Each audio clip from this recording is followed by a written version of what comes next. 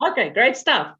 Hi, everyone. Welcome to this Thursday afternoon session that will be done with Ken on operational planning and forecasting.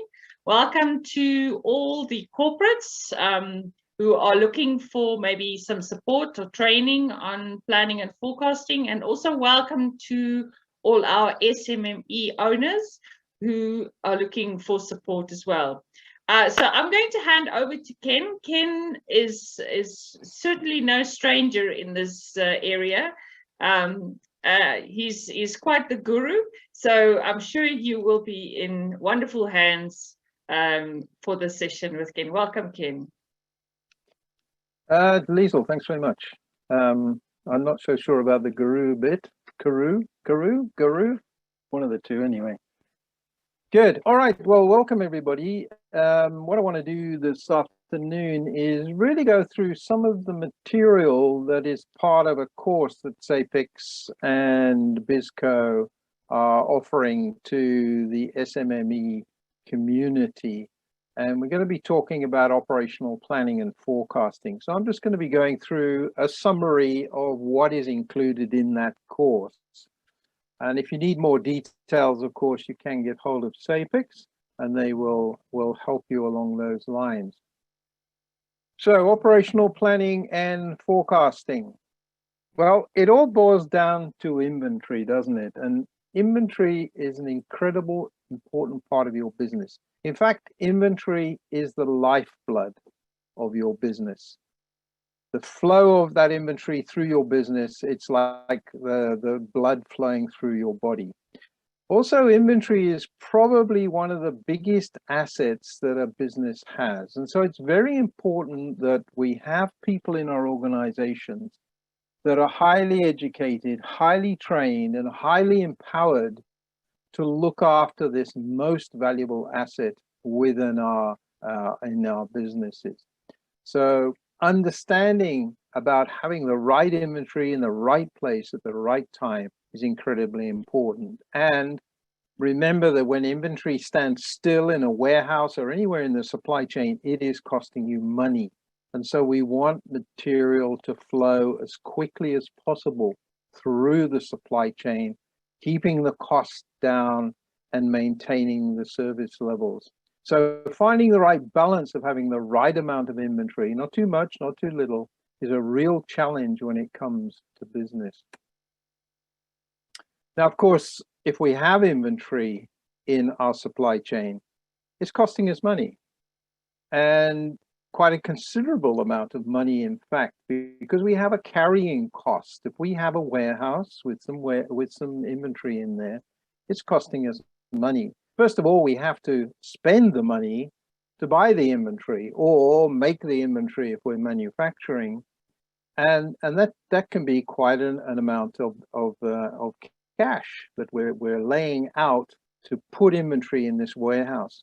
But of course, once we've got this inventory, we need somewhere to keep it, and so we need a warehouse, and every square meter in your warehouse is costing you money.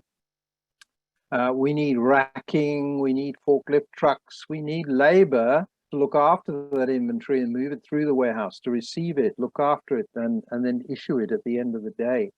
And also we need to insure that inventory, because if there's a disaster, a fire or a flood, and the inventory gets damaged, then of course we need to recover that money.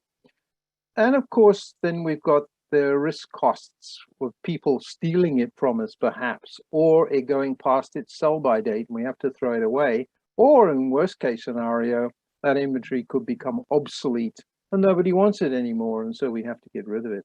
So the carrying cost of inventory is incredibly high. We also have cost of ordering inventory. That's not free. We need procurement managers and buyers, and they need office space and internet connections and telephones and all those lovely things. They need tea, coffee, and toilet rolls, and they need a portion of the computer system. So actually placing orders for stock is also very expensive. So those are two very important costs that you must work out in your business. The cost of carrying inventory in your supply chain and the cost of ordering inventory in your supply chain. And I find very few companies that actually get around to doing that. Very few companies I've been to, I've said, what does it cost you to order your materials? What does it cost you to carry them? People cannot tell me, and I think it's important that you go and measure that. Cash flow implications as well. The cash to cash cycle time we talk about, the time from when we order the raw materials and pay for them to the point where the finished product gets sent to the customer and we get paid for it, we have to finance the inventory in between those 2 points. And so getting your cash to cash flow as low as possible, that cash to cash flow cycle time as low as possible, incredibly important as well. And then the last one there, which really comes into those carrying costs, which is the cost of write-offs. And as I said before, maybe people don't want it anymore. We've got to throw it away or give it away or dispose of it in some way. That is costing us money. Now, what about customer demand? All right, so pretty broad customer categories, really. We have demand. On the slide here, you'll see that I have a physical need for something. I have a physical need for bread, but I really want a gluten-free bread to eat. So we're creating demand for a specific type of product. And we call this demand shaping. And so demand from our customers can be anything from basic needs to, well, what would they prefer or what they really want. And so we need to understand our customer demand. And this is where the forecasting comes in, really, doesn't it? So some of the basic demands from our customer. And what are they looking for from us? Well, if you look on the left-hand side here, starting on the left-hand side, they're looking for improved customer service. People want good service. They also want better quality as well. And I think quality is a given today. We expect things to do what they are supposed to do. We expect good quality. We want greater flexibility in product offerings as well, perhaps. We want our products to be slightly different to our neighbors next door, perhaps. So we need to be able to modify those products in such a way, possibly. Quicker delivery is becoming very important now, isn't it? We've got Checkers with their 60/60. We've got Amazon delivering by drones. People may take a while to decide they need your product, but when they decide they need it, they want it very quickly. And so delivery, availability on shelf is very important, isn't it? If it's a make-to-stock product, you must have it available. You must be able to pick it and deliver it to the customer very quickly. Next one is low cost, but I would prefer to use the word value here. I think people are looking for good value. And it's not necessarily about the cost. It's about what am I getting for what I'm actually paying. And so having the right value to the customer is very important, I think. And reliability and availability. I've mentioned availability. Availability on shelf for make-to-stock products, absolutely critical and very important, because if your product is not on the shelf, they're going to pick somebody else's product. And of course, it's not about doing it right once, it's about doing it right all the time. Having that reliability in the supply chain can be quite incredibly important as well. And of course, if we do have poor customer service, this can be quite a high cost to our business. So a very high cost for poor service, because we do something and then maybe we have to do it again because we didn't give the customer what they were looking for. So there is a cost of service quality. And I think if you look on the slide here, there's 5 important consequences of providing poor service in your business. And the first one there is blemished reputation, or you could be damaging your brand name. Leads don't result in sales because people hear that maybe your service is not that good or the quality of the products is not that good. Long-standing customers can very easily change to another brand if they find there becomes a problem with the brand they've been used to. You could find that your best employees are resigning from the organization because you're not providing their customers with good service. And then, of course, we get into that vicious circle of dwindling profits and the business starts going downhill. So providing excellent customer service is really an enormous must, isn't it? Now we need to have a vision, a mission, and some values in our business. We need to, people need to understand why they come to work every day. Why do I come to work? What is our vision in the organization? We've got an example on the board here, which is the vision in this particular company is a world free of motor neuron disease. So obviously this is a company in the medical field, and this is their vision. They want to see a world where we don't have any of this particular problem in our population, this motor neuron disease. So that's their vision. They want to see this eliminated. But what is the mission of this organization? And if we read on the slide there, it says to support people with motor neuron disease, their families and careers through advocacy, home and professional support. So we're giving, that's our mission, is to give support to these people out there. And then we might have some values in our organization. And this is just an example, of course, to enable people with motor neuron deficiency or disease to live an active, independent citizen, to empower people with MND to make informed decisions, and to put people with MND at the heart of our focus, and to ensure that people with this problem have a voice by advocating on their behalf, etc., etc. So we need to have a vision. What do we want to see in this world ultimately? And what's our mission when we come to work every day? This is our mission, and these are the values that we're going to adhere to.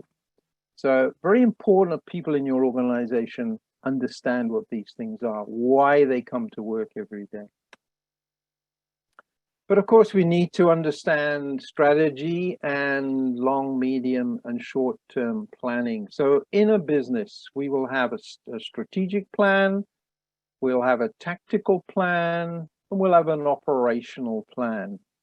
Long-term strategic plans probably go out anywhere between 2 and 10 years. I find most companies, medium-sized companies, probably have a long-term strategic plan for 3 to 5 years. Putting a strategic plan out there for 10 years can be a little bit of a problem because there's so many things happening in the world that can upset that strategic plan that you've really got to go and change it. So probably about 5 years is about average. However, if you are a huge chemical company, power generation, fuel, petrol refinery, you're probably going to even have a 10 or 20-year plan going out there. And then we have a medium-term tactical plan, which really only goes out probably about 12 to 18 months, 24 months. And then we have a short operational plan that really is looking at what are we going to be doing today, this week, maybe this month, etc. I always try and relate this to taking a trip on the road. So, you know, if you want to drive from Cape Town to Johannesburg, for example, that's our strategy. I want to drive from Cape Town to Johannesburg, and I want to be able to do it in a certain period of time or arrive on a particular date. Then there's the tactical plan, because as I'm driving from Cape Town to Johannesburg, when I get to Three Sisters, I can make a decision. I can make a tactical decision to either go through Kimberley up the N12, or I can carry on the N1 and go on to Joburg. Maybe I've heard there's a problem on the N1, there's a big accident and there's a holdup. So I'll make a tactical decision to divert at this point and go up the N12. Short-term operational things that we're looking at when we're driving from Cape Town to Johannesburg is we're looking at the road in front of us, okay? And we're looking for potholes and cars that are in the way or pedestrians running across the road. So these are the operational things we're looking at. Tactically, we're making a decision as to which way we're going to turn at the next junction. And then strategically, we want to see where it is we want to be going in the future. We also need to understand about stakeholders in our business. Okay, now stakeholders are pretty important in our business, and there are a number of them. and some of them are internal, and some of them are external stakeholders. So the internal stakeholders are, I would say, the most important stakeholders internally are you. It's the people that work in the organization. You may not be an investor in the business, but you're investing your time and you want to see that business grow so that you can grow, and you want to see that business continuing into the future. And so you are a stakeholder in the business.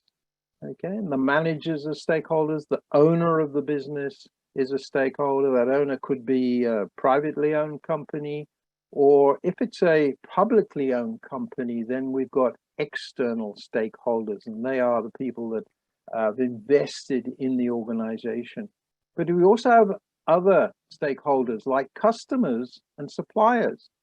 Customers are a stakeholder in your business because they are hoping that you're going to be able to supply them with some products that they can use or that they can sell down the supply chain, and that you're going to continue in business so they can continue in business. Same thing with your suppliers. Your suppliers are a stakeholder in your business because if you fold, they're not going to be able to supply anything, and that's going to affect their business. But there's also the community in which you work is also a stakeholder in your business. So you want to be a good company within your community. You know, don't want to be polluting the air or polluting the water within your community. You want to be providing employment for the people, good employment for the people within your business. So stakeholders are incredibly important to your business. Internally now, and we're talking now more about manufacturing, but you need to have a good manufacturing planning and control system. And I find it quite incredible that I go to many businesses and they have absolutely no way of planning and controlling themselves. They're working off spreadsheets and bits of paper, and they don't know what's happening tomorrow. They don't even know what's going to be happening this afternoon. And this is absolutely terrible, really, because we have the tools to be able to plan and control ourselves properly, particularly in manufacturing. And this is the anchor chart that we call this the anchor chart for a manufacturing planning and control system, which we've been using for decades. If you look on the left-hand side here, this is all about the demand on the business. And we need to understand the demand on the business. We need to have a demand plan, okay? Because if we don't understand what the demand is on the business, how on earth can we organize and plan the supply? So it's very important that the demand plan, what I call a consensus demand plan, forecasting and consensus demand plan, I find a lot of companies don't even do this really well either. So putting in a good consensus demand plan is absolutely important. Once we've got a reasonable idea of what the customers are going to require from us into the future, we can then feed that into what we call the sales and operations planning process within the business. Here, top management get together and they decide, what are we going to make? What are we going to sell? And what are we going to stock? Okay, in broad product families. This is not in detail. And this is probably going out 18 to 24 months, because in this process, we need to determine when do we need to significantly change our capacity. And that can take a long time. If you need to put in a new production line or buy a new production machine, for example, it's not something you can do overnight. You have to plan it. You have to put it on the budget this year so you can spend the money next year. So we need to know 18 months, plus minus 18 months into the future, when we're going to need to significantly increase our capacity. And so that's where this reasonable demand plan comes in. It's going to give us a reasonable idea as to when that might need to happen. And of course, that's where we look at this resource plan on the right-hand side here. When do we need to significantly change our capacity? Or do we have sufficient capacity to satisfy the demand that we're currently getting. Of course, sales and operations planning is also being driven by strategy and the business plan as well. Once we have an aggregate plan, a sales and operations plan, we can then pass that down to the master production scheduler. Out of that SNOP process, we have what we call the production plan. It is authorizing the manufacturing facility to go and manufacture to certain levels in the organization. And that then goes down to the master scheduler who takes that aggregate plan and disaggregates it down into individual stock keeping units that we're going to manufacture. So the master production scheduler would say, I want to build 10,000 of these parts in this particular time period and have them in the warehouse available for our customers. Again, we need to do a capacity check to see if we have sufficient capacity to produce that currently in our factory. If not, then we need to go and rehash the master schedule again to make sure. So we don't want to pass a plan down the planning hierarchy unless we know we've got a reasonable chance of being able to manufacture in the plant. Once we have this master production schedule, we can use that to drive the materials requirements planning process. So materials requirements planning really says, oh, Mr. Master or Mrs. Master Scheduler, if that's what you want in the warehouse in those quantities in this time period, this is what you better go and manufacture, how many and when you need to make them. And this is what you need to go and buy, how many and when you need to buy them. And so we will create purchase orders and manufacturing orders out of the materials requirements planning process. If you've got a very complex manufacturing environment, you might want to use a capacity requirements planning system as well to look at all the resources in the factory to make sure that we have sufficient resources to build the product. So very briefly, we can spend several days going through a manufacturing planning and control system in a lot more detail as to how it works. But that's just a bit of a summary, really. So demand planning and management is incredibly important, as I mentioned to you before. Having a reasonable idea.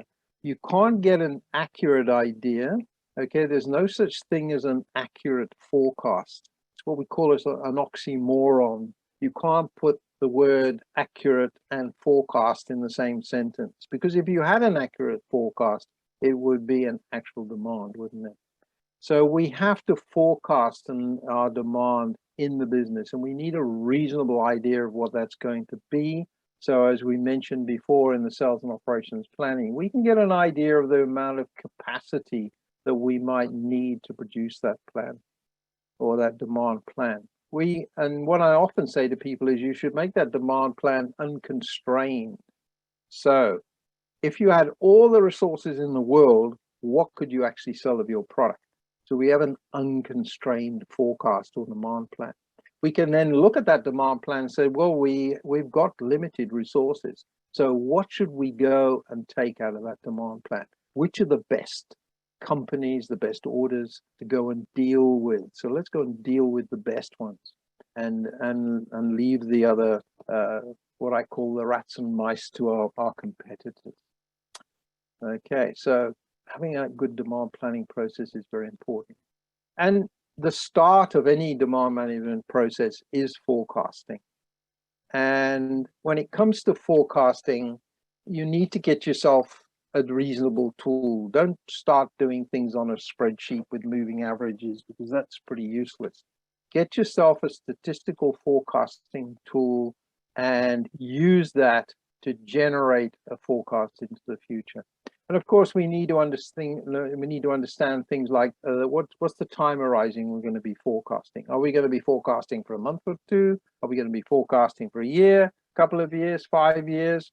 And what sort of level of detail are we going to be forecasting at? Are we going to be forecasting at a particular customer, salesman, product, or are we going to be looking at it in more aggregate terms? We probably need to do all of those things. So what I normally do is get people to forecast at the greatest level by customer, by product, by region, by product brand perhaps, or product family.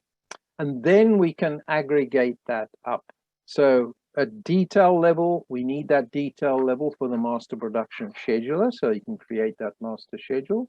We need it in aggregate in product family for the sales and operations planning process. And then we need it in total for strategic planning.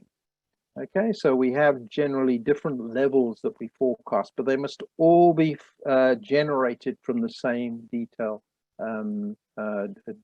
level. We also need to understand how good we are at forecasting. What is our typical forecast error? Because if I am your master scheduler and I know that our forecasting ability is only, say, 75% accuracy, I can take account of that by putting extra safety stock into the warehouse based on the ability of us to forecast. So knowing your forecast error, your ability to forecast is very important. So we need to have that measure as well. And as I mentioned, we need to forecast not only at the detail level, but at the family group levels for sales and operations planning, and then for a total at the top for strategic planning. And of course, we always want to try and get better accuracy as well. And just remember the 3 rules of forecasting. 1, forecasts are always wrong, and they always will be. And if you get it right, then it's like winning the lottery. And I guess not many of you have done that, otherwise you wouldn't be sitting here listening to me. We know that nearer periods of time, so to forecast what's going to happen tomorrow is very much easier as to forecast what's going to happen in the next 3, 6, or 9 months' time. And we also know that as we aggregate up, our forecasts have become more and more and more accurate. So if I aggregate my forecast right up to the total at the top, and I ask you, what's your turnover going to be in your business this year? You might be plus or minus 5% out. At product family level, maybe you're going to be about, I don't know, 70% accurate, 70, 80% accurate, but probably at SKU level, detailed level, you're probably only going to be about 50% accurate. If you're doing 50%, you're probably doing pretty well. So manufacturing planning and control, that production planning, that sales and the output from that sales and operations planning. What are we doing there? Well, as I mentioned, we're planning what are we going to make, what are we going to sell, and what are we going to stock? Okay, so if you're in a make to stock business, you're going to be looking at what are our planned stock levels. However, you may be in a make to order business and you only make things when you get an order from the customer. So therefore, you want to be looking at the planned backlog in the business. What is the backlog? If I tell my customers that they give me an order, I will deliver it in 2 weeks. That's the lead time to make their product. I've got to make sure that my planned backlog is not greater than 2 weeks. Because if it's 3 weeks, if I've got 3 weeks of work on the factory and the customer gives me an order, I'm not going to be able to make it for him until 3 weeks is up. And I'm telling him 2 weeks. So managing that backlog is very important in a make to order business. Of course, there are some manufacturing companies that are both make to stock and make to order. So they have to manage these things. We also have to know what the customer service levels are that we've given our customer. And I think one of the most important policies, which I see a huge lack of in most businesses, is a customer service policy, which is given to the customers. So they understand what the rules are in the supply chain as far as customer service is concerned. And I see a great lack of that. Efficient asset utilization as well. You know, the assets we've got in our business are machines, we've got materials, we've got men, we've got people, and we need to use them as efficiently as possible in our organization. So that's something else we need to look at. And of course, we need to maintain those sound labor relations at the end of the day as well.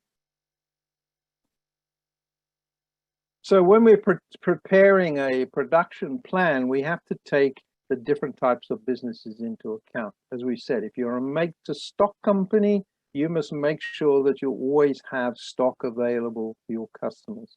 In a make-to-order business, you need to make sure that you can adhere to that lead time that you quoted the customer for the product.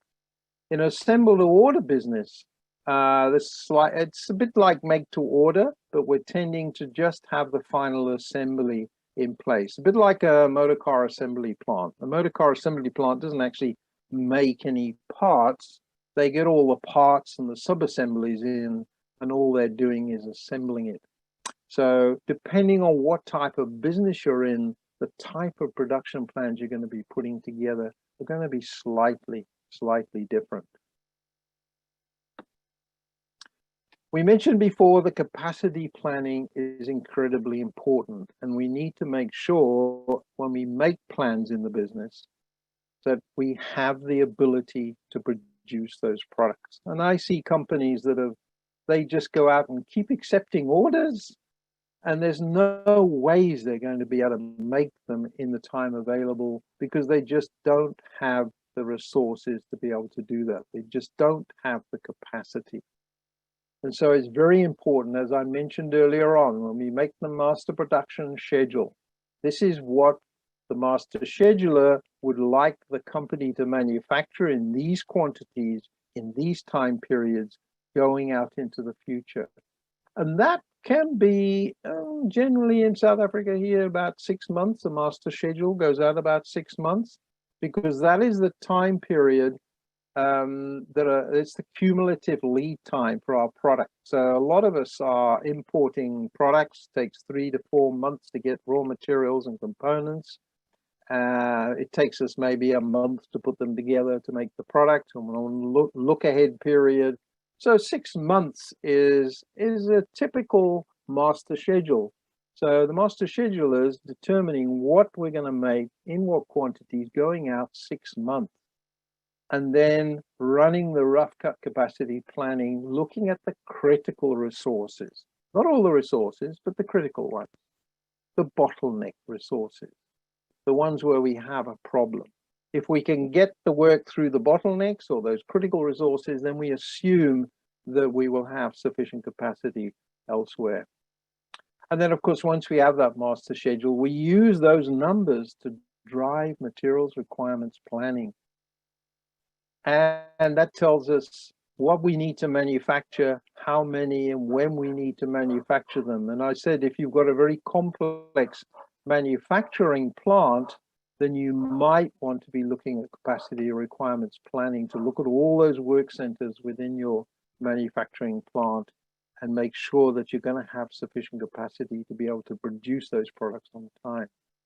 So capacity planning, incredibly important. Something I see missing in a lot of businesses. It's like they create a master schedule and it becomes a wish list. Oh, I wish we could make all these things. I haven't the faintest idea whether we can make them because we don't do any capacity planning.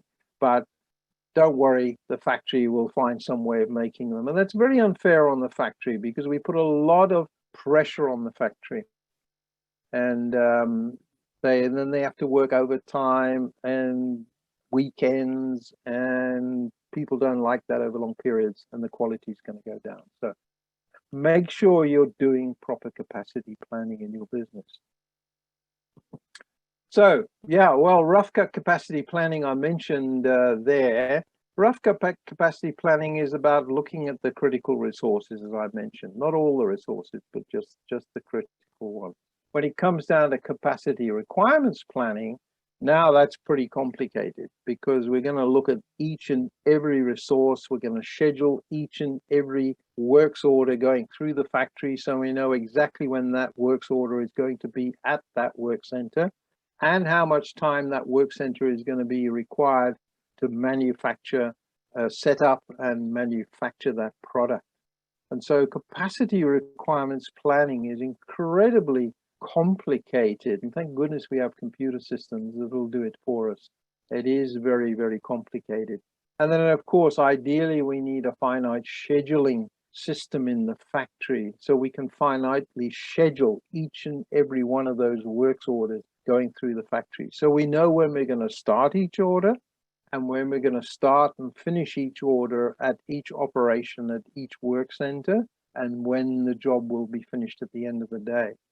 If we do that, we can then track that job through the factory, and we can see if any particular works order is ahead of schedule or behind schedule or on schedule. If a job's behind schedule, I could change its priority so that it jumps queues and gets through the factory faster. If something is ahead of schedule, I can slow it down a little bit. So I can change the priority on the works orders to try and make sure that they're coming out at the right time.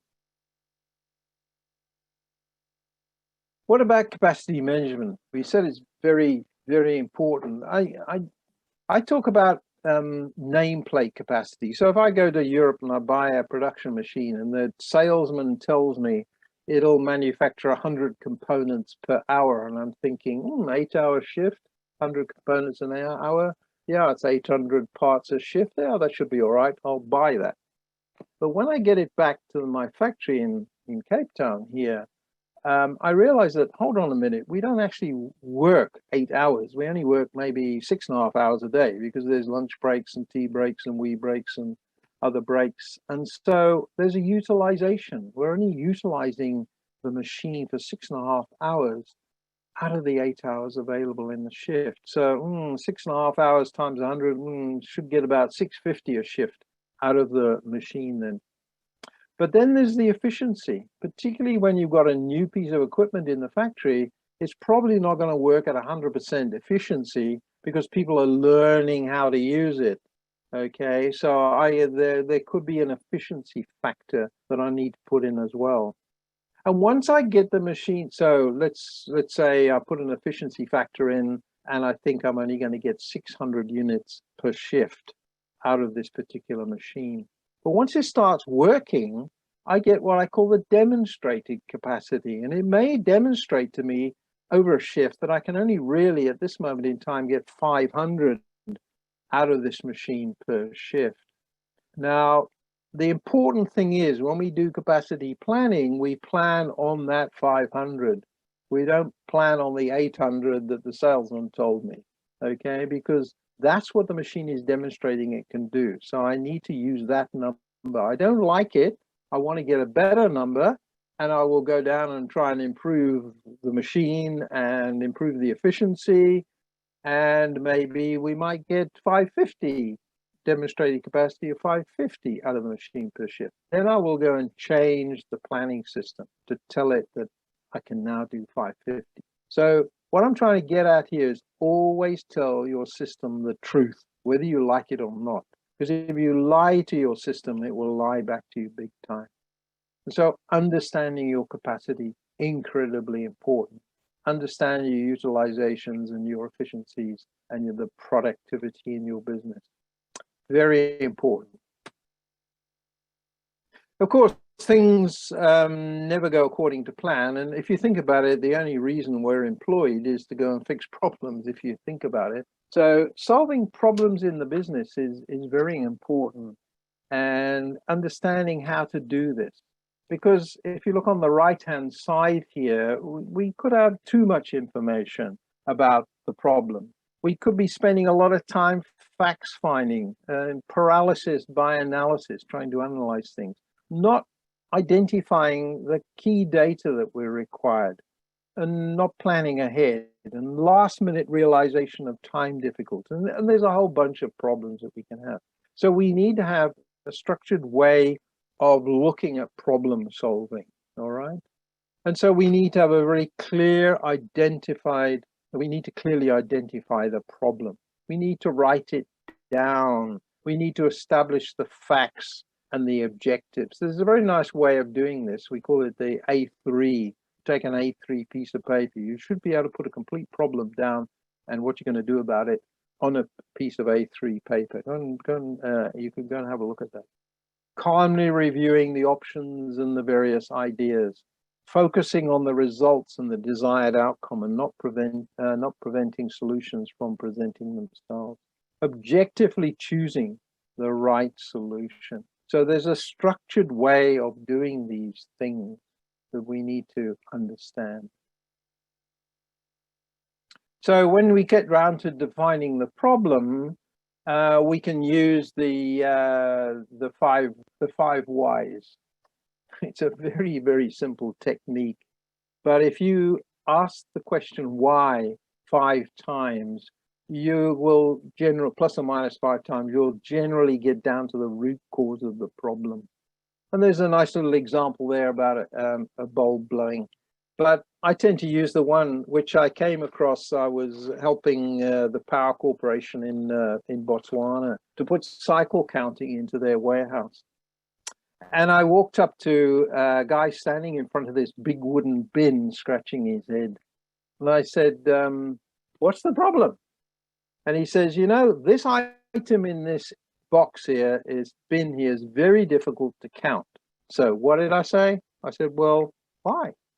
He said, well, it's I've got some of the products. I'll tell you what they were. They were the long bolts that you use to bolt things on telegraph poles or on wooden poles. And he says, you know, some of them, I've got a few loose ones in the bottom here, but then I've got some in sacks. Now, in some of the sacks, there's 100. In others, there's 200. I've got sacks here with 250 in. It's very difficult to determine what size and how many is in a sack.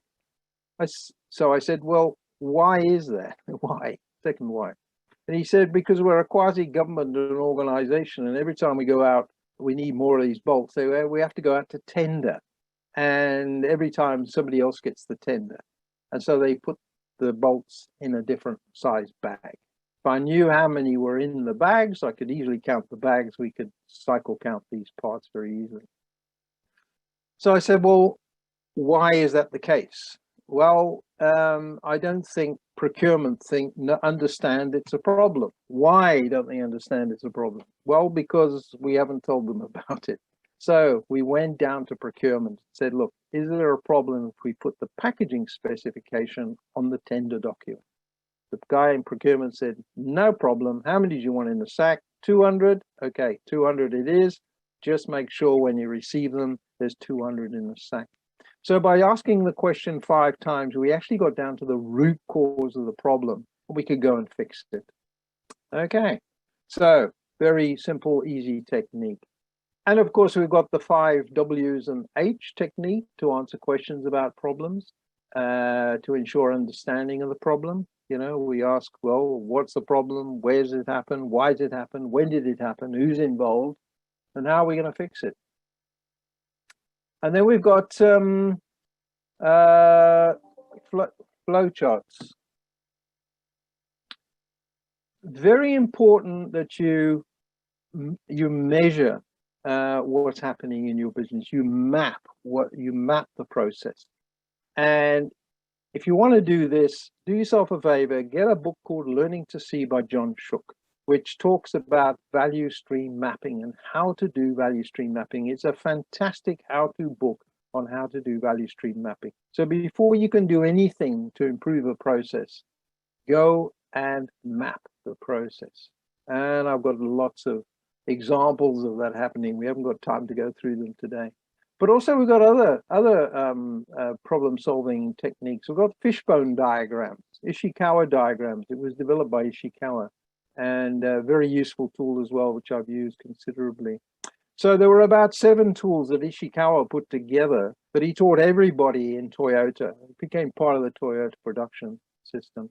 So get to understand these 7 tools, teach everybody in your organization these tools, and we can use them for problem solving. How are we doing here for time? Yeah, we're not doing too badly. Okay, so teams, very important. We've spoken about this a few times in the other webinar series as well. As I mentioned, get your teams to understand these problem-solving techniques. They're not difficult to learn, and we can use them anywhere in the organization. We can use them in the warehouse, we can use them in the factory, we can use them in the offices. By the way, you can even use them in your own home, okay, to improve the way you do things. Effective decision making. We need to understand how to make decisions effectively. We need to monitor performance. And that's another problem I find in many businesses. a lot of people measure the wrong things at the wrong point in the supply chain, or they have too many measures, or they have no measures, and these measures don't support each other. And so it's very important to understand what measures we should be putting in place. And if you want to go and have a look, I find the best place to look for measures is in the SCORE model, the Supply Chain Operations Reference Model. They give you the right metrics to put in each place in the supply chain, depending on what type of industry you are or what the attributes are of your supply chain. So I find that extremely useful, and you might want to go and look at that, putting in the right metrics so we can evaluate the performance and provide feedback. Accurate, timely feedback is very important, isn't it? It's no good telling somebody at the end of the month, oh, we didn't quite make budget and there's not much we can do about it. Now, if we get feedback daily on our performance, we can perhaps do something about it to achieve our objectives at the end of the month. And of course, we want to reward achievements as well, don't we? Okay, so team performance, very important. It's all about developing good teams in your business, teams that can work together, they become productive, and they can provide a huge amount of success to your business, having good teams. And we need to organize those teams properly. So we need to formulate the goals and the objectives of those teams. People need to know how they're going to get measured, what the goals are of what it is they do, what the objectives are. People generally want to do a good job, but they need to understand what that job is. And we need to understand how to delegate properly and control those jobs as well, and utilizing our resources optimally, making sure that we're getting the best use out of our people and our machines and our materials. And of course, motivating employees at the end of the day so that we've got a good motivated team. Maybe it's not so, hasn't been so easy over the last year and a half with a lot of us working at home. Maybe it's become a little bit more difficult to motivate people, but we need to find ways of being able to do that, to motivate them and give them what they want as well as what we want as well. And most definitely make training and education a priority in your business, because the way we do business has changed since I've been involved. Just in the supply chain over the last 30 years, I've had to learn, unlearn, and relearn because things are changing all the time. So continuous training and education is an absolute must for anybody. And I always tell people that you should always be learning something new. You should always be sitting in a class at some stage, learning something new. And if you're not sitting in a class, you should be standing up in front of the class, actually giving a class, because that is where you learn. You learn by teaching. And then we want the positive performance reviews, don't we? So that kind of brings me to the end of today's session.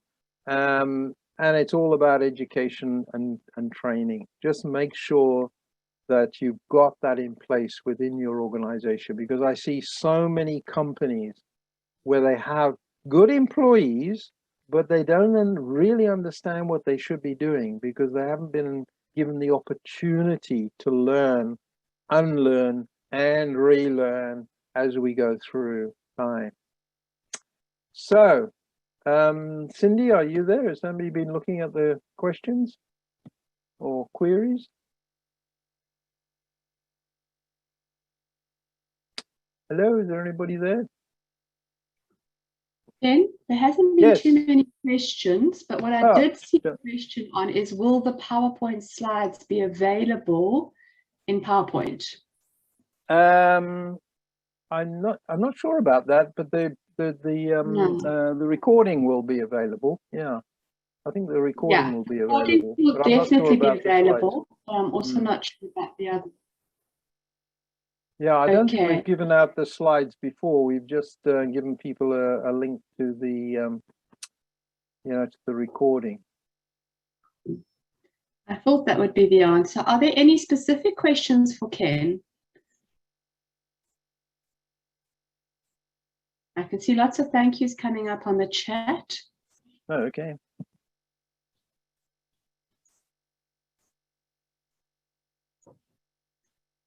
No specific questions. Questions coming through. No hands going up either. Nobody want to ask a question? Ravash wants to ask you a question. Yes. Ravash, you want to ask your question? Just unmute. Do we have to unmute? Okay, he's typed it into the chat, Ken. Any on planning, unbiased, while being involved in supply and demand side of the business? Okay, I think what you're asking is it if you have one person that organizes or plans the supply and the demand, it's not a good idea. There are two very different disciplines. In fact, you should have, in my opinion, in a reasonable sized company, you should have a demand planner whose job is to provide the consensus demand plan to the business. And then you've got a supply planner who is basically your master production scheduler. And I have seen in business where these two people are the same person. And quite honestly, sometimes you're not quite sure which hat you're wearing. Am I wearing the demand hat, or am I wearing the supply hat today?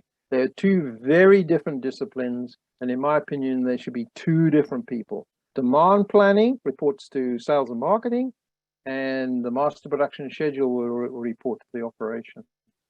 I don't know, is that what you were getting at, Ravesh?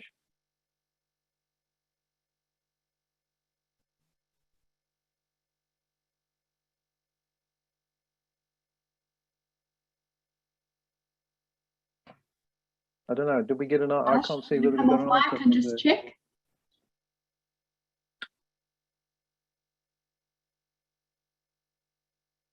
Yes, that was quite helpful. I'm currently involved with both. Yes. Well, you need to cut yourself down the middle and get two half hats. It does happen in a lot of businesses I see where one person is doing both jobs, and yeah, in a very small business, maybe you have to do that. But in larger businesses, it should be totally separate, in my opinion. Good. No other questions?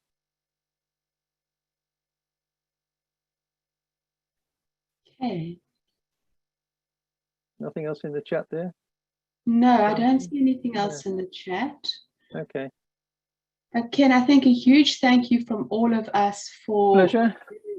There's a question. Where does marketing fit in the management of inventory for forecasting?